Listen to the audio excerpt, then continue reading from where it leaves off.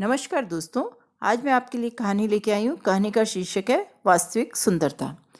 एक बार भगवान बुद्ध कहीं से गुजर रहे थे। रास्ते में किसी वैश्य का घर आया। उस वैश्य ने बुद्ध को बुलाया।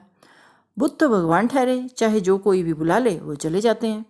वैश्य ने बुद्ध से प्रेमानुरोध किया। बुद्ध ने उसे रोका कि आज नहीं, आज मैं आवश्यक कार्य से बाहर जा रहा हूँ, दूसरे दिन आने का वचन देता हूँ, मैं अवश्य ही आऊँगा।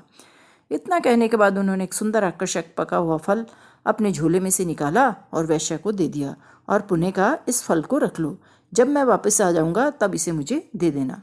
ये फल बड़ा ही सुंदर है और बहुत आकर्षक है और मुझे जाना बहुत दूर, इसीलिए मैं इसे कहाँ ढोता फिरूंगा। बुद्ध इसे ऐसा कह करके और वो फल वैश्य को दे करके चले गए।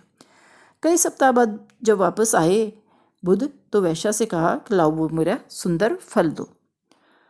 भला पका हुआ फल इतने दिनों तक कैसे रह सकता था? वैश्य ने बताया कि कई दिन पूर्व ही उसमें बदबू आने लगी थी और उसका रंग भी बदल गया था और वो आकर्षक नहीं रहा था, सड़ गया था, नष्ट हो गया था, इसलिए मैंने उसे फेंक दिया। बुद्ध ने मुस्कुराकर उत्तर दिया कि जब वह सुंदर मोहक फल सड़कर नष्ट हो गया तो तुम्हारे इस आकर्षक मोहक रूप का क्या मूल्य? यह भी एक दिन इसी तरह सड़कर नष्ट हो जाएगा। देवी, कल्याण इसी में है कि तुम आज भी अपना मार्ग बदल लो, अन्यथा रोने के अलावा तुम्हारे हाथ में कुछ नहीं रह जाएगा। बाद में पश्चाताप न करना पड़े, इसीलिए पहले ही संभल जाओ और स्थायी वास्तविक सुंदरता को चेत लो। फिर क्या था? बुद्ध की वाणी वैश्य के हृदय में चुभ गई, मानो उसकी आंखों से एकाएक मोह का पर्दा सरक गया। आंखें खुल गई, बुद्ध के चरणों में गिर गई। उसने अपने कर्मों पर ग्लानि होने लगी, उसकी आंखों से अश्रुधारा बहने लगी।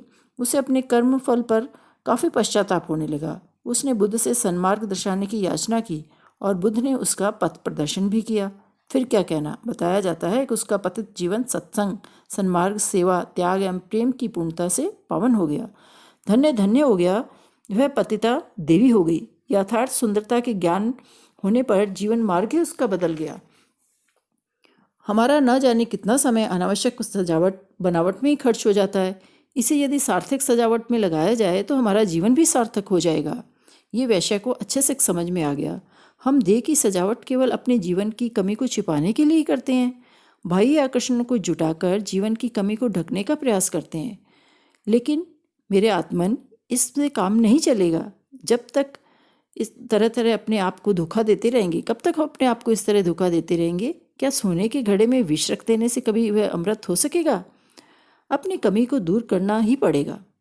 हम कभी भी किसी भी कमी कीमत पर नहीं बच सकते। इसीलिए हमारे जीवन की कमी इसी में है कि अब इसको पूर्ण बनाना है। हमें वास्तविक सुंदरता की ओर ध्यान देना है। बाह्य आकर्षणों से दूर रह करके सेवा, त्याग, परोपकार एवं धर्म आचरण से प्रेम को पूर्ण कर जीवन को आकर्षक एवं पूर्ण बनाना ही पड़ेगा। महात्मा बुद्ध ने उस वैश्य को समझाया। वैश्य नतमस्तक हो गई और उन्होंने हाथ जोड़कर कहा, इसी प्रकार होगा, अब मेरा जीवन इसी राह पर चलेगा। मैं वास्तविक सुंदरता की ओर ध्यान दूंगी। नमस्कार दोस्तों, यदि मेरी आपको ये लघु कथा पसंद आई हो तो इसे लाइक और सब्सक्राइब करना न भूलें।